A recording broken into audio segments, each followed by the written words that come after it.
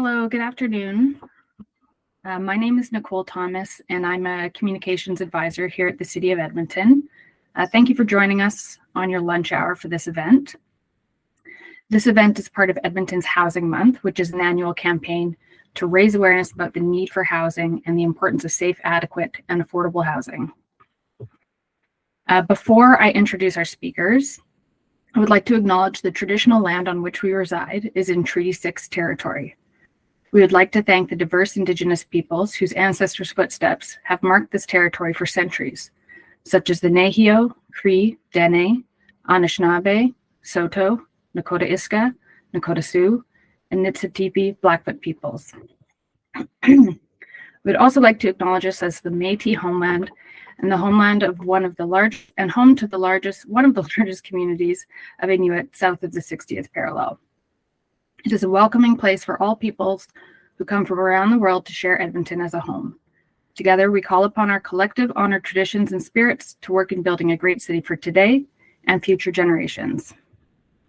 I'll now pass it over to Erin Black and Abdul Osman with the city's Affordable Housing and Homelessness section. After their presentation, which is about 25 minutes, I'll facilitate a Q&A. You can add questions using the Q&A feature, which is the icon on the bottom right hand of your screen, which is a triangle, circle, and square. But if you're having technical difficulties, you can always email me at housing@edmonton.ca. Lastly, this event is being recorded and will be posted on housingmonth.ca. With that, over to you, Erin. Thank you, Nicole. My name is Erin Black. I'm a social planner in the Policy and Planning Unit, Affordable Housing and Homelessness with the city. And with me is Abdul Osman, Manager of Policy and Planning. We're here this afternoon to provide you with an overview of housing need in Edmonton. I do apologize for my scratchy throat. I'm currently fighting a bit of a cold, so I hope that please let me know if it's a little bit difficult for me to be understood, and I'll repeat again, but apologies. So the city released an initial version of the needs assessment 2 years ago, which reflected 2016 census data. This has recently been updated with 2021 census data. The city will update the needs assessment every 5 years after the release of each census in order to reflect the most recent data, which will allow us to measure progress over time. A housing needs assessment incorporates available data to better understand current and future housing needs. It provides data-informed insights that will help to prioritize solutions to local housing challenges, and it will inform the shape and direction of city plans, programs, and policies. The city worked with a group called the HEART Project, or Housing Assessment Resource Tools, on this. The HEART Project was funded by the Canada Mortgage and Housing Corporation, or CMHC, to research data-based solutions to Canada's housing crisis. They developed a methodology for a housing needs assessment to measure core housing need and affordable shelter costs by income category, household size, and priority populations, which the city adopted and then further expanded. The housing needs assessment was a deep dive into understanding the scope and depth of housing need in Edmonton, as well as the face of affordable housing need in Edmonton. The needs assessment was divided into 3 components. First was quantitative data from Statistics Canada and CMHC. Second was interviews with housing sector organizations and umbrella organizations. And third were interviews with individuals with lived and living experience who fall within the 13 priority population groups that are listed on the right side of this slide. The population groups have been identified as priorities because there's a greater proportion of folks from these groups living in core housing need than the general population. And you'll see reference to these priority population groups throughout this presentation and the final report. We do recognize that it's impossible to identify housing needs strictly by demographics. And we also recognize that there are some shared experiences by demographic that we really don't want to overlook. So the quantitative analysis considered the following factors. First was core housing need, broken down by income category, household size, and priority population group. This helped to inform an understanding of who needs homes and at what price, what size of homes are needed, and an understanding of the unique housing needs of priority populations. It also looked at trends in housing supply over time to understand current and future supply gaps. And finally, it looked at 10-year population projections. Qualitative data came from interviews with 47 housing sector organizations and umbrella groups in the first edition of the needs assessment. Additional interviews were completed for the second edition of the needs assessment to bring the total number of interviews to 56. Interviews provided opportunities for staff to add insights around the housing needs of the individuals they serve. And a secondary purpose of these interviews was to incorporate any available data collected by these organizations in aggregate form for incorporation into the final report. There were several overarching and open-ended research questions noted here. Each interview is between 1 to 2 hours in length. 2 consultants were hired to employ different methodologies to interview individuals with lived and living experience. Each individual interviewed was within at least one and many within several of the priority population groups. The first consultant, End Poverty Edmonton, connected with interview participants through housing sector organizations. The second consultant, In With Forward, connected with interview participants by meeting them directly in various Edmonton locations, such as at libraries, at food banks, or drop-in centers. Each consultant used distinct research questions. A total of 54 individuals were engaged through this process. All individuals were provided with honorariums for their time and contributions to the report. Every effort was made to return their individual story to them for a review to make sure we had not misinterpreted or misconstrued any elements of their story before being published in the final report. 2 composite stories were included in this year's edition of the needs assessment to reflect the intersectional nature of human identities. These stories reflect the lived experience of immigrant and refugee newcomers navigating housing challenges in Edmonton. Thank you to the multicultural health brokers for providing us with these stories, which help to showcase intersectional considerations for adequate, accessible, and affordable housing in Edmonton. Overall housing need needs to be situated within the broader context of Edmonton's economy and labor market. Edmonton is Canada's 6th largest municipality, with a population that is increasing at a faster rate than that of Alberta, 8.3% versus 4.8% for Alberta. Edmonton's population growth is fueled by migration into the city, and Edmonton has the 2nd highest Indigenous population across Canada. In addition to a large oil and gas sector, Edmonton has a large manufacturing sector, including petroleum manufacturing and fabricated metal products. It's a hub for heavy and civil engineer construction employment, with more than double the level of employment compared to the country overall. Edmonton has a high concentration of workers in ambulatory healthcare services. In October 2022, the purpose-built rental apartment vacancy rate in Edmonton was 4.5% overall, down from 7.6% the previous year. Vacancy rates for one-bedroom apartments were 5.4%, with average rents at $1,066. The number of people experiencing homelessness in Edmonton has doubled since 2019, rising from 1,350 in December 2019 to 3,080 in August 2023, down to about 3,080 as of November. Sorry, it was a little bit higher for August 2023. The 2021 census data was collected in May 2020 during the first phase of the COVID-19 pandemic. And that was when the federal government was distributing Canada Emergency Response Benefits, or CERB. Low-wage workers were the most likely to receive CERB payments. For the lowest earning households in Edmonton, income in 2020 increased by more than 600% temporarily, while the second lowest income category had their income increase by 88%. There's quite a bit of overlap between households who are typically in core housing need and those who qualified for CERB benefits, which is an important context for this needs assessment. At the point in time that the census was collected, income levels for many households were much higher than they otherwise would have been. So CERB likely resulted in artificially depressed core housing need numbers, and real numbers are likely much higher than what we have reflected here today. Core housing need is a key concept used throughout the needs assessment to understand the number of households in housing need in Edmonton. The city adopted this measure because it is measured by the census every 5 years. It's also used by other jurisdictions in their analysis of housing need, and it's pretty much the closest we have to a consistent definition of affordable housing or in Canada. Other definitions can be focused on average market rent, which in many cases don't reflect a household's ability to pay. There are 2 criteria to be considered in core housing need. First, a household is below one or more of the adequacy, suitability, or affordability standards. In other words, the housing is in need of major repairs, it's overcrowded, or it's too expensive.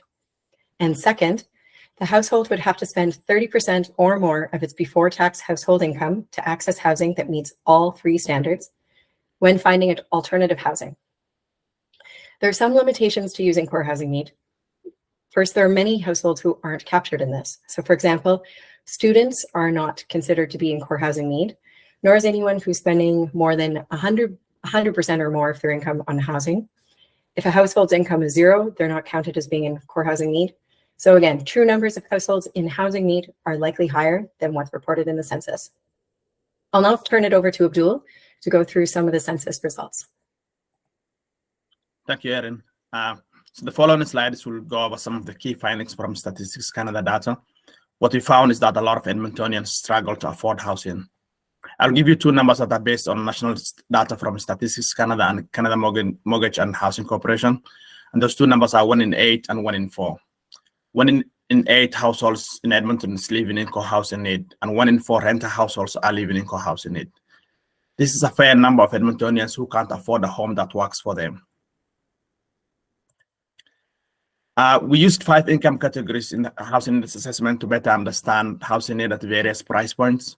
So that we can get the different income categories. Those categories were very low income, moderate income, average, and high income. On this chart, you can see the breakdown of all households in Edmonton by income category and what they can afford to pay in rent. Using this methodology outlined in the HEART process, which was typically 30% of overall income, what each income category can afford to pay in housing is as follows. So $500 per month for folks in the very low income category, about $1,125 or less for households in the low income category, less than $1,750 for households in the moderate income category, and $2,750 or more for households in the average income category. There was no maximum rent provided for the high income category, as there's no upper threshold. This slide shows the various differences between owner households and renter households in Edmonton. In light green, you can see the breakdown of all renter households in Edmonton. The blue represents the percentage of owners in core housing need by income category. As you can see, there's a greater percentage of renters living in core housing need in the very low income and low income categories in Edmonton. While this chart shows income category and household size is represented in different colors. Blue for 1-person households, green for 2-person households, gray for 3-person households, and orange for 4-person households, while pink represents for 5+ households in Edmonton. Households in the very low income category and low income category are made up mostly of 1 or 2-person households, while in the moderate income category, there are a greater number of larger household sizes. Households in the very low income and low income category in Edmonton can only afford a 1-bedroom apartment or a bachelor. But this chart also shows that close to 50% of those households need more than a 1-bedroom unit. This is where there's a significant gap in the market between supply and demand of low-cost, larger housing units in Edmonton. As you can see, the largest portion of the need is in the second lowest income category, and there's a need for both 1 and 2-bedroom units for very low income and low income households, and larger units for larger households in Edmonton. The data also tells us more about the people who have the most trouble keeping a roof over their heads. Not all people face the same risk of experiencing core housing need in Edmonton. Looking at this, at the renters in Edmonton, the biggest need is for racialized people. The proportion of core housing need is similar to that of recent immigrants at about 20%. Recent refugees have a much higher proportion of core housing need at about 37%, but the number of households is 985, which is much smaller in quantity. 41% of senior households are in core housing need.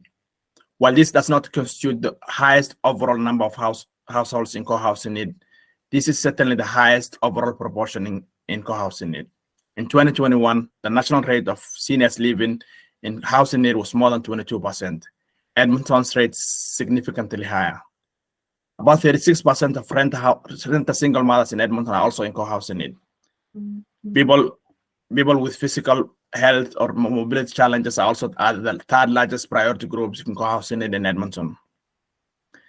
This graph reports on the incidence of core housing need by priority population according to Statistics Canada data. However, Statistics Canada has not collected data for several priority population groups that Erin identified before. These include veterans, seniors, of survivors of domestic violence, individuals experiencing homelessness, and youth. It's possible that these other groups face higher need, but the data doesn't exist. It's also important to note that these are framed as exclusive. Although these are framed as exclusive categories, individuals may find themselves represented in multiple categories, and households are even more likely to be represented in multiple population groups. So the housing needs assessments also looked at population projections out to 2031. By 2031, the citywide population is projected to be 483,000 households, or about 1.3 million individuals. Nearly 60,000 households of these will be in core housing need, with nearly 40,000 of those households being renters. This also means that there will be nearly 20,000 households in core housing need who are owners. The highest rental need will be in the low-income category, with the highest need for being a one-bedroom unit. The priority population in core housing need is also projected to increase at the same rate as the overall population in Edmonton. Racialized people, seniors, people with disabilities, Indigenous people, and single mothers form the majority of households who are more likely to be represented in core housing need. As I mentioned earlier, there are also intersectionalities between these priority groups. Projections for racialized people, seniors, and people with physical and mobility challenges comprise the highest number of population groups. And now looking at supply, we can see that what has happened with the overall number of housing starts for Edmonton for purpose-built rental construction since 2021, since the 1990s. We had most of the rental housing in Edmonton was built prior to 1990. Then there was a significant net loss in the total number of units constructed between 1990 and 2010. After 2010, you can see that those numbers have increased in the past 10 years, but we have just surpassed the 1990 levels of purpose-built rentals in Edmonton, while the population in the city has continued to grow, almost doubling during that same period. This slide shows the housing starts in Edmonton between 2006 and 2021, broken down by the different tenant types. So we have condominiums, homeowner, and rentals. Condo starts are shown in light green, rental in blue, in gray, and homeowner in dark blue. You can see that the majority of housing starts has been in the home ownership and condominium space. CMHC estimates that approximately 40% of condos are offered for rent on the secondary rental market. These units are usually tend to have a higher rent premium than purpose-built rentals. And then this slide shows some of the key numbers from comparison between 2016 and 2021 census data. All numbers on this slide represent the number of households for each of these items listed. Many of the numbers have not changed significantly over the past 5 years, and some have even declined slightly in 2021. Likely of greater significance here is the impact of CRP payments, as Erin mentioned earlier, which had artificially inflated the income levels of many households in Edmonton. Real numbers of people living in core housing need will be more evident when the next census is taken in 2026.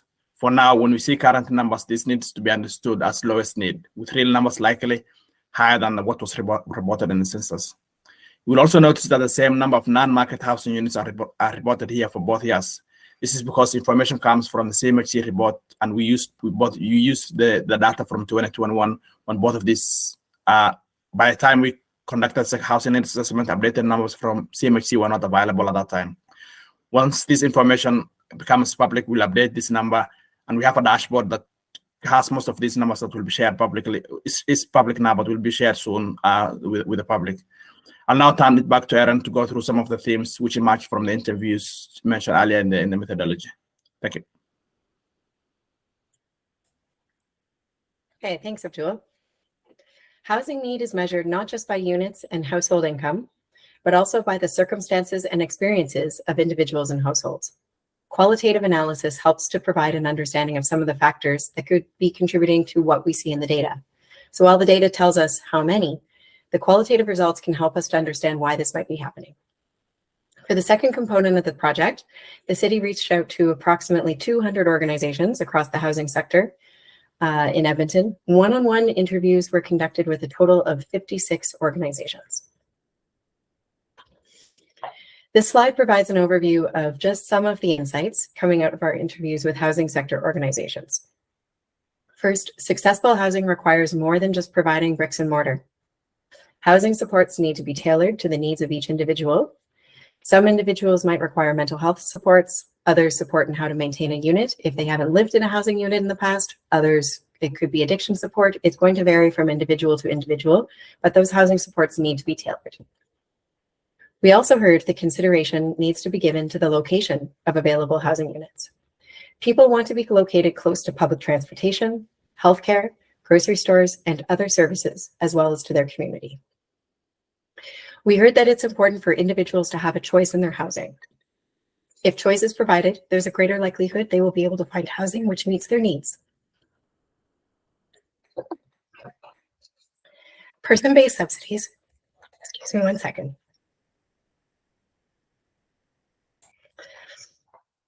Person-based subsidies paid directly to an individual instead of being tied to a specific unit provide individuals with that additional choice. They have the greater ability to choose housing which meets their needs. National occupancy standards, the policy which stipulates who in a household is permitted to share bedrooms and what constitutes overcrowding, might contain a cultural bias that imposes barriers to finding housing. Although priority population groups are framed here as exclusive categories, in actuality, many individuals and households might belong to multiple population groups. Intersectional households not only tend to have more needs, but they often have fewer housing choices available to them. And there's a need to focus on overall well-being. So as an overarching conclusion, housing should be designed with an understanding of home as a space to support well-being and belonging. A total of 54 interviews were conducted with individuals who live within the 13 priority population groups. Some of the key insights emerging from these interviews are reflected here. They want to be active participants in their housing journey and not perceived or treated as passive recipients of assistance. They want direct relationships with decision makers so they are not misrepresented or misunderstood. They're interested in making contributions to their broader community. When lack of affordability or availability results in people living in overcrowded housing, it might be best for this to be supported. Personal relationships are a critical component of housing as they shape people's housing status and their overall well-being. We also learned that discrimination and racism frequently act as barriers to accessing housing. Location of housing is important, and in particular, proximity to transit. Additional housing supports are needed, such as mental health, addiction, financial literacy, and other supports. Home can help to enhance a sense of well-being and belonging. What these insights tell us is that housing need isn't just about money and affordability. Building more supply will help, but it needs to be the right kind of supply in the right locations with the appropriate supports.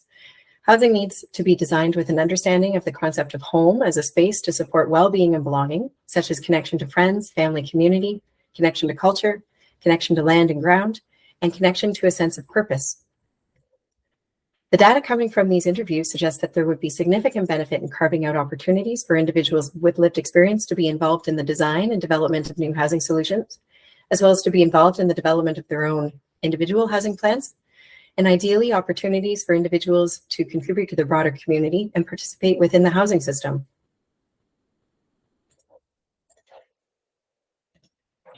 So we have provided you with a lot of information leading up to this point.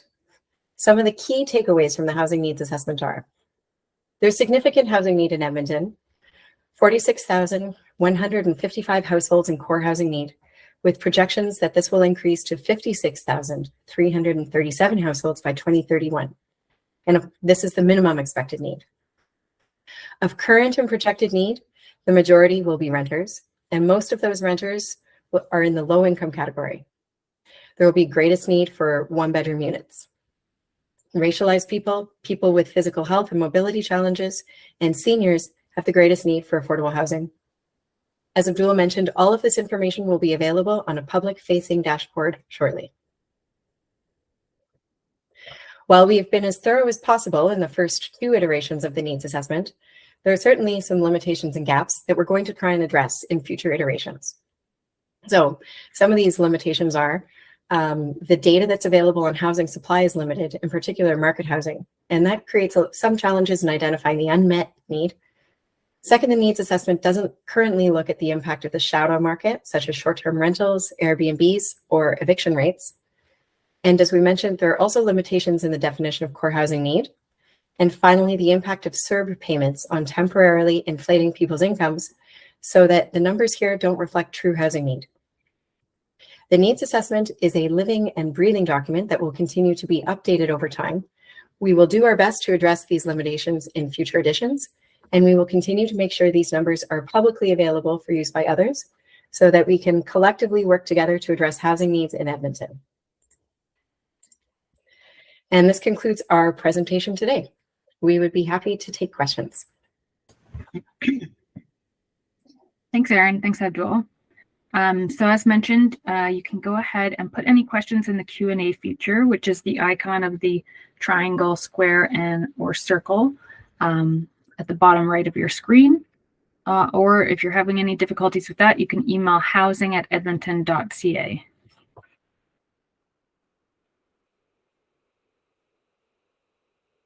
Or you can put them in the chat. I believe you'll be able to do that as well.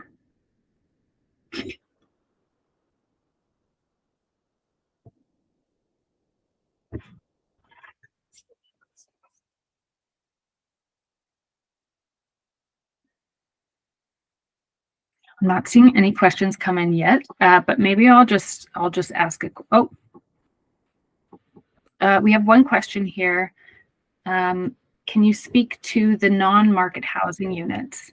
And is that the number of non-market housing units that have been added in the last few years? Maybe Abdul, you can speak to that a little bit. Yeah, sure.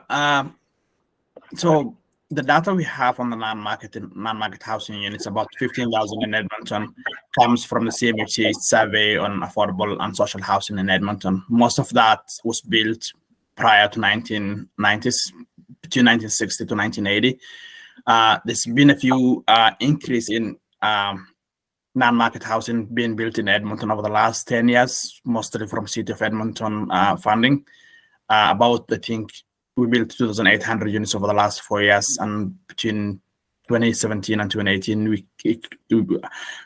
we built a little less than that too. So there has been some increase over the last 10 years, but most of the supply that's available in the non-market and housing side in Edmonton is was built prior to the 1990s. There's another question, Abdul, about the shadow market. What is the shadow market? Could you speak to that a bit, or Erin, if that's... Sure. Yeah. So what the shadow market applies to? So like in Edmonton, basically you have the purpose-built rental market, which is built for long-term rental in Edmonton, so the apartments and the row houses, and then you have condos and other like ownership types of housing in Edmonton. The total number of purpose-built rental units in Edmonton is 75,000, while the total number of renter households in Edmonton is about twice that, 142,000 in 2021. So the difference is made up of condo market, which for about 40% is offered for rent, as well as investors who buy single detached homes and then rent it out. So they're not purposely built long-term rentals. They're not designed to be long-term rentals, but since the supply for rentals is lower than what's built in the market, the shadow market makes up the difference. And Abdul, are there different protections for people who rent in purpose-built rentals versus condominiums, or are they legislated in the same way? Not technically, no. The protections are the same as long as like they're renting in Edmonton. The protections are the same. The only difference is like it affects the long-term supply and it affects the rent rates in Edmonton. So if those units are taken off the market because they were built for ownership, it significantly challenges Edmonton's ability to provide rentals for rent households. Thanks. Another question here. Now that this information is known, what are the next steps to address these housing needs? Abdul, maybe you could speak to the upcoming updated affordable housing strategy. Yeah. So the the need for housing needs assessment in Edmonton was for us to understand where the need is and where we think what price points the need is in Edmonton, and we use that information to craft a new affordable housing strategy. So what that affordable housing strategy does is it targets areas of most need. So priority population groups where we have most needs in Edmonton, and also like trying to see if we can have like, so the city of Edmonton we built about 2,800 units over the last 4 years. But most of that has been, some of them, not most of that, some of that has been permanent supportive housing, while the rest has been about what we call shallow subsidy, so about 80% of market. But what we saw in the housing needs assessment was the very low income and low income households in Edmonton cannot even afford to pay the 80% market rate, which is about $1,000 for a unit. What we need is more subsidy, deeper subsidy, so more social housing, more publicly owned, affordable housing in Edmonton. So that's where the strategy is coming, to see if we can have more subsidized units, more investment in the social housing space, publicly owned affordable housing, so that households who are in the very low income and low income categories can afford to rent these units and pay less than 30% of their income. And there's just a follow-up to that, not to the question about the non-market housing units. And this goes back to on the slide, it showed no change between 2016 and 2021 in the number of non-market housing units. Can you speak to the methodology and what type of housing are included? And perhaps again, just sort of to reiterate why those numbers didn't change on that slide. So yeah, so the housing needs assessment, the first housing needs assessment we did was in 2022. I think the report came out in August 2022. We used 2021 CMHC survey on affordable housing and social housing across the country. We use the same report now again because it's been only 1 year difference. So we haven't gotten the new data from CMHC for 2023. So the numbers are based on the same year.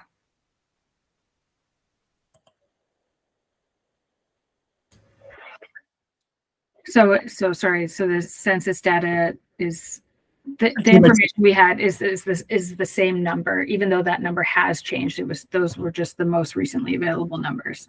Yes. Right? Yeah. Okay. But as you've said, the city has supported more than 2,800 new units of non-market housing since 2019. So we should see an increase in that number with the next census data. Next CMHC survey. Oh, next CMHC survey. Okay, great. I saw a question here for Erin. What is the difference between Indigenous versus racialized populations? Okay, so if this is asking about just the different definition that was used for each of these, so just to clarify, we took these definitions from the federal government. And for Indigenous peoples, so Indigenous peoples is a collective name for the original peoples of North America and their descendants. The Canadian Constitution recognizes 3 groups of Aboriginal peoples. They recognize Indians, more appropriately referred to now as First Nations, Inuit, and Métis. And these are distinct peoples with unique histories, languages, cultural practices, and spiritual beliefs. And First Nations people include status and non-status Indians. And then racialized people or communities. The term racialized refers to a person or community who faces systemic or other barriers in historical and contemporary society based on racial prejudice. Some people prefer to be called people or communities of color, while others prefer to a more specific language. Race is a social concept used to differentiate, devalue, stereotype, and group people into a hierarchy based on arbitrary criteria such as skin color. It's not about inherent characteristics of a group. There's significant debate about the use of the term visible minority, and the United Nations has advised the termination of its use because visible is used to denote difference in skin tone, and the word minority to denote the numerical smallness or weakness in power relations. So those, I've just read you the definitions that we used, and those were adopted from the federal government. So I hope that helps to clarify that question.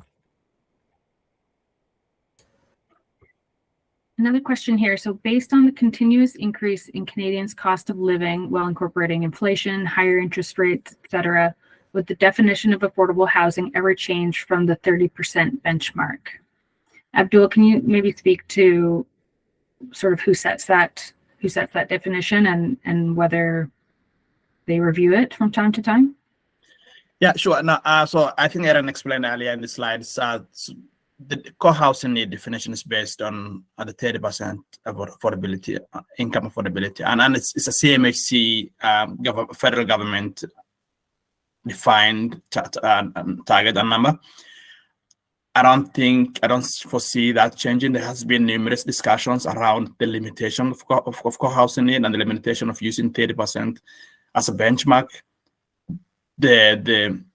Those questions and criticisms are valid. I mean, some of those include like people who spend more than 100% of their 100% or more of their income on housing, or people who have zero income and use other sources of income, as if you may, to pay their rent, or students or who pay more than 30% of their income for housing, because the CMHC sees this as a transitional period. There are valid criticisms and shortcomings of the core housing need and the 30% benchmark. There has been discussions recently about more like affordability being a challenge, and 30% has never been something that some areas like Vancouver or Toronto households never had the luxury of paying 30%. They've been paying 50% or 70%, but I don't see that changing anytime soon, because the federal government, it is not America, it is a Canadian benchmark, and it helps us set some kind of comparison and benchmark with other municipalities to see where their need is and what our need is and where those differences come from.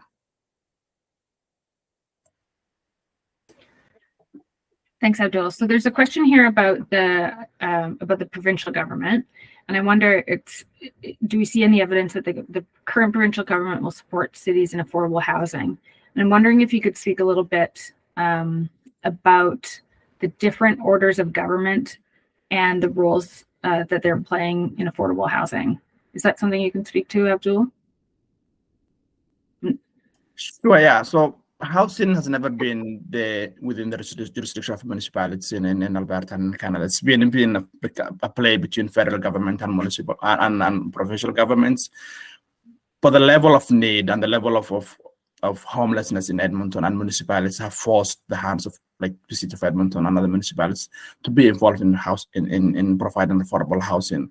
So what I want to emphasize is the city of Edmonton's affordable housing strategy and affordable housing investment plan is based on a leverage method, a formula, where we incentivize the creation and the increase of supply of affordable housing. So what that means is the city of Edmonton will come in first, either through the provision of land or giving grants to affordable housing suppliers, or even capital projects done by the city of Edmonton, so that we enable other levels of government, especially the federal government and the municipal and provincial governments, to take in part in those projects and help get those projects off the ground. So city of Edmonton has been providing up to 25% of total capital costs over the last 4 years to increase the supply of affordable housing. And we've seen support from all levels of government. But the reality of the matter is there are about 60,000 households in core housing need in Edmonton.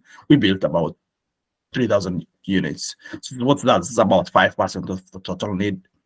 So we were way ahead, far from meeting this need if we, based on the current trajectory of whether that's a municipal government, a federal government, or provincial government. But our strategy is based on addressing all that need, and our strategy is based on leveraging funding from other levels of government. Question here, do you know which organizations in the city are dedicated to increasing affordable rental units in the city? Nonprofits, developers? I know there's lots of organizations working towards this. I wonder if you can speak to a few, Erin, from the, among those that you engaged in the housing sector engagement. Yeah, there are there are many for sure. Certainly, we don't have a comprehensive list, but I can say out of all of the different organizations, here's some of them. And this is not all of the organizations that we engaged with. This is just some of them. Not all of them would fit on this page, but you have a lot of organizations who are supporting various folks from the different priority population groups. So, you know, and that are doing really incredible work. So all the way from shelters to providing permanent housing to providing services as well. So Win House, Edmonton Social Planning Council, Autism Edmonton, E4C, the African Canadian Civic Engagement Council, Right at Home Housing Society, Reach Edmonton, Al Rashid, Edmonton Mennonites Council, Inclusion Alberta, Niganan, Home Ed, Terra Center, Africa Center, GEF, Civita, Canadian Mental Health Association, AHS, SAGE. There are Islamic Family and Social Services Association, and there are many that I'm missing from here, but just to give you a sense of how many folks are working in this sector and are committed to helping to address this issue. And another place to go for information on organizations that are working in this space is housingmonth.ca, which is the website for this month-long campaign that is a collaboration between the city and Homeward Trust and many others in the sector. So that's just a little plug for housingmonth.ca. Here's a question. Did the city of Edmonton do the 2027 affordable housing need projections by housing type prescribed by the government of Alberta in their standardized needs assessment? And if not, why not? Well, let's start with that. Was that done? Can you speak to that, Erin? Yes, yeah, that was done. I'm going to, it's certainly, so we have submitted an application or housing needs assessment through the provincial government and did follow their methodology. I don't know if Abdullah wants to add anything else there.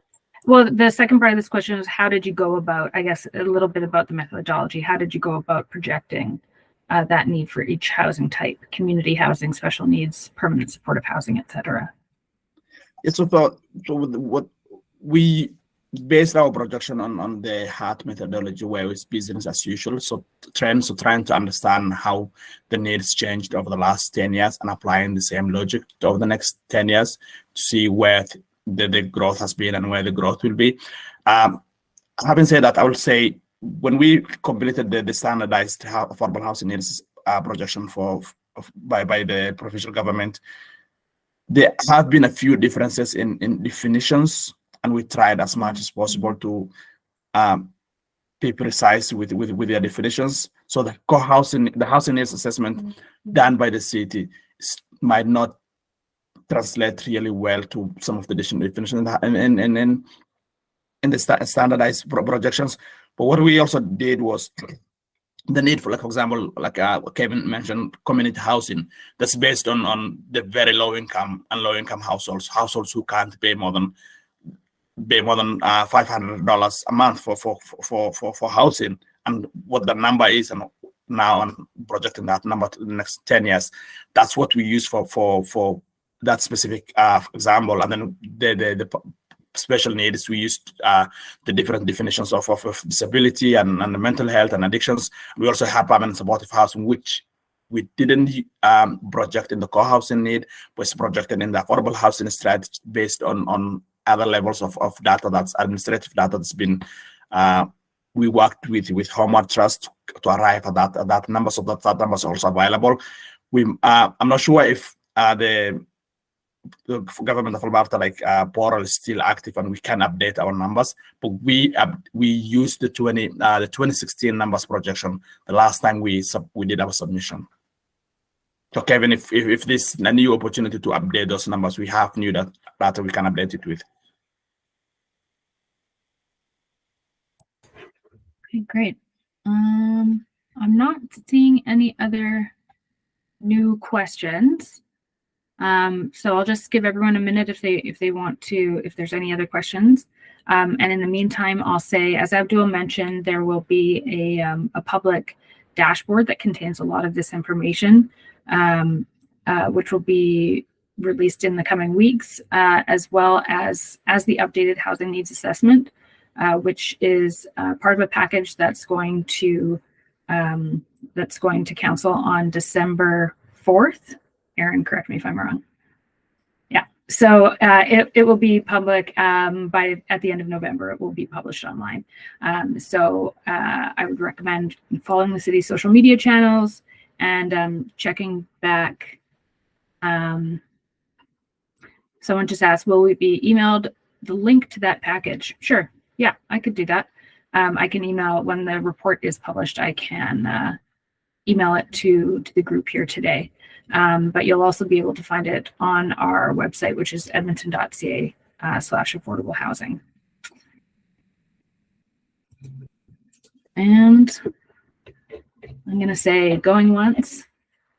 Oh. Kevin just says the methodology wasn't prescribed, so it's not an easy task. Yeah. Well, thanks so much to everyone who joined us today on your lunch hour to learn more about our housing needs assessment. And this session will be recorded and up on housingmonth.ca. Thanks, everybody.